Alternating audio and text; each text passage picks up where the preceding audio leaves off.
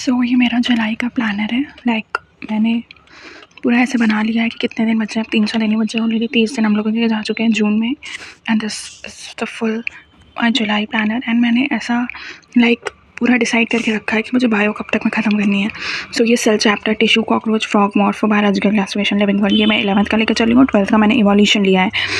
इतना मुझे 11th का ख़त्म करना है और इतना ये मुझे 12th का लेकर चलना है, सब साथ में ऐसे।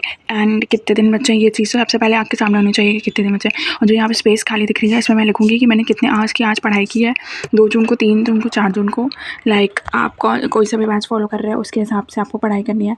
एंड मेरा जो ये रूल रहेगा कि सबसे पहले मुझे लेक्चर करना है, उसके बाद नोट्स करनी है, उसके बाद डीपीपी करनी है, उसके बाद जो क्लास में टीचर्स क्वेश्चन कराते हैं उसको रिवीजन करना है, फिर उसी के बाद जेई मेंस का असाइनमेंट, उसके बाद अगर मेरे पास टाइम रहेगा तो जेई एडवांस प्लस कोई बुक के क्वेश्चन, वरना मैं इसको कोई भी बुक का क्वेश्चन पहले नहीं करूँगी। मेरे को ये है कि अगर जितना चीज़ मैं पहले पढ़ ले रही हूँ उसके बाद मुझे उसको उतना रिवीजन भी करना है, क्योंकि मैं पढ़ तो लेती थी पर मेरे उसके बाद उसका रिवीजन नहीं हो पाता था। मेरी पहले की मिस्टेक भी यही रहती थी कि मेरी सबसे बड़ी मिस्टेक ये रहती थी कि देखो, जैसे मैंने लेक्चर किया, ठीक, पहले मैंने लेक्चर कर लिया। वो लेक्चर तो मैं सारे के सारे लेक्चर बहुत अच्छे तरीके से करती थी। फिर मैंने नोट्स उसके बनाए, ठीक, कुछ के नोट्स नहीं भी बने, इट्स ओके। फिर मैंने कुछ का रिवीजन किया, फिर कुछ का रिवीजन नहीं भी किया। डीपीपी मैंने मोस्ट ऑफ द डीपीपीज नहीं लगाई, सबसे बड़ी दिक्कत। और practice, most of the questions की मैंने प्रैक्टिस नहीं की, सबसे बड़ी दिक्कत है। एंड जैसा भी नीट 2026 का पेपर आया है और नीट 2025 का भी पेपर आया था, सबके क्वेश्चंस लिटरली अब थोड़े, जैसे नीट 2025 का क्वेश्चन आया था, 2026 के आए थे, री नीट 2026 के आए थे, सबके क्वेश्चंस में ना लिटरली अब थोड़ी सी ज़्यादा कैलकुलेशन की नीड है। आपके अंदर इतनी प्रैक्टिस होनी चाहिए। आपको अगर प्रैक्टिस नहीं करोगे ना तो नहीं होने वाला है। अगर आप किसी से भी पढ़ रहे हो, हर टीचर का अपना अपना पढ़ाने का तरीका होता है, हर टीचर अपने अपने तरीके से पढ़ा रहा है। एंड आपको ये समझना पड़ेगा कि आपको कैसे पढ़ना है। कोई भी टीचर उसको अंधाधुंध फॉलो मत करो। आपका फर्स्ट ड्रॉप है, सेकंड ड्रॉप है कि थर्ड ड्रॉप है, उसके अकॉर्डिंग देख के आप अपनी बिल्कुल प्लान बनाओ। टीचर्स को फट फॉलो करो, क्योंकि वो ऑलरेडी अभी थोड़ा लेट पे स्टार्ट कर रहे हैं तो वो जाके मार्च में ख़त्म करेंगे। अप्रैल और मई में पेपर है हमारा। हमें नहीं पता कि हमारा पेपर 2 शिफ्ट में होगा कि 1 शिफ्ट में होगा कि कैसे होगा। फर्स्ट ऑफ ऑल वो सोच के चलो। And second of one thing कि आपको अगर अपना कुछ बना के चलोगे, मेरा है कि मुझे बायो कुछ टाइम ऑफ पीरियड में ख़त्म करनी है। मैं बायो को इतना ज़्यादा एक्सटेंड नहीं कर सकती। मुझे सिर्फ बायो के फिर एट द लास्ट में क्वेश्चन करना है, क्योंकि मुझे बायो में कैसे भी करके 350 प्लस में ही रहना है। 1 या 2 क्वेश्चन के अलावा मैं आप और गलती अफोर्ड नहीं कर सकती बायो में। इससे ज़्यादा गलती आप अफोर्ड नहीं कर सकती हो, क्योंकि कितना भी टफ पेपर, अगर आपका बायो ही कमज़ोर है तो आप डेफिनेटली फिजिक्स सेमेस्टर में परफॉर्म ही नहीं कर पाओगे अच्छा। और कर भी लोगे तो उधर से नंबर कट जाएंगे, तो कोई मतलब नहीं है। एंड केमिस्ट्री एंड फिजिक्स की कोई गारंटी नहीं है कि आपका पेपर कैसा आएगा। If it is like a JEE, तो जेई का अगर जैसे सीबीटी मोड में कराते हैं, पहली बात अगर सीबीटी मोड में हो रहा है तो मल्टीपल शिफ्ट में ही होगा।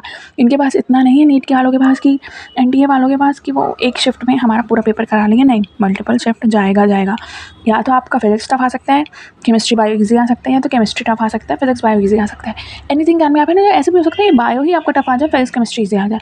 देखो, कुछ भी हो सकता है। एट द एंड आपको अपनी तैयारी बहुत ज़्यादा बेहतर रखनी है उस दिन के लिए, कि उस दिन ऐसी कोई गलती ना हो जाए ताकि आप बहुत ज़्यादा रिग्रेट फील करो कि आप और बेहतर तैयारी कर सकते थे पर आप नहीं कर पाए।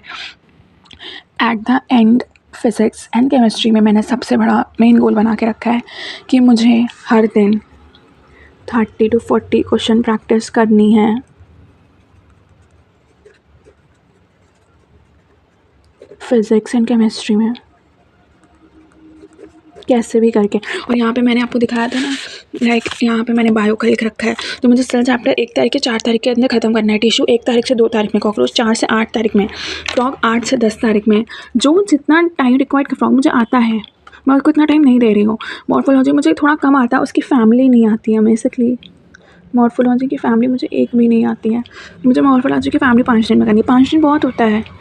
बायोलॉजिकल क्लासिफिकेशन 5 दिन में दिया है, उसका मुझे वायरस वाला पार्ट थोड़ा वीक लगता है और पूरा आता है। लिविंग वर्ल्ड मुझे अच्छे से आता है, मैंने 2 ही दिन दिया है। इवोल्यूशन मुझे नहीं आता तो मैंने 8 दिन दिया है इसमें, बिकॉज 8 से 9 दिन दिया है कि जहाँ पे जो नीड है वो करो। फर्स्ट ऑफ ऑल आप अपना वीक चैप्टर, स्ट्रॉन्ग चैप्टर ऐसे लिख लो। फर्स्ट ड्रॉप पे तो आपको 0 से स्टार्ट कर लेना चाहिए, बट अगर आगे का ड्रॉप है, तो मेरे को नहीं लगता कि आप फिर से इतना ज़ीरो से स्टार्ट करो, सेल चैप्टर के एक-एक लाइन पढ़ो।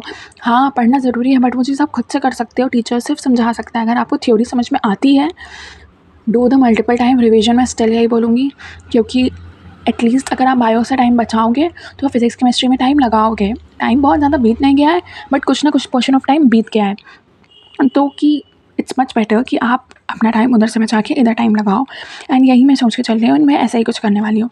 लाइक मेरा तो प्लानर अभी यही है, मेरे को अभी एक और प्लानर बनाना है, बट मैं यही बोलूँगी, अपना प्लानर आप बनाओगे तो आपको ज़्यादा बेटर तरीके से समझ में आएगा कि आपको क्या करना चाहिए, अदर देन आप ऐसे ही टीचर के झुंड में चलते रहोगे। And if you are doing a lecture and notes, तो ये सब बच्चे कर लेते हैं, रिवीजन भी थोड़ा थोड़ा सब बच्चे कर लेते हैं, डीपी भी थोड़ा थोड़ा लगा लेते हैं, बट यही है ना कि रिवीजन बहुत अच्छे से करना है, डीपी भी सारी की सारी लगानी है, क्वेश्चन प्रैक्टिस करनी है। बेसिकली तो क्वेश्चन प्रैक्टिस है, डीपीपी का क्वेश्चन करो जो क्लास में क्वेश्चन करा रहे हैं, एक्स्ट्रा बुक के क्वेश्चन करो, वही ना क्लास के क्वेश्चन करो, फिर जेईई मेंस के जाओ, नीट के पीवाईक्यू करो।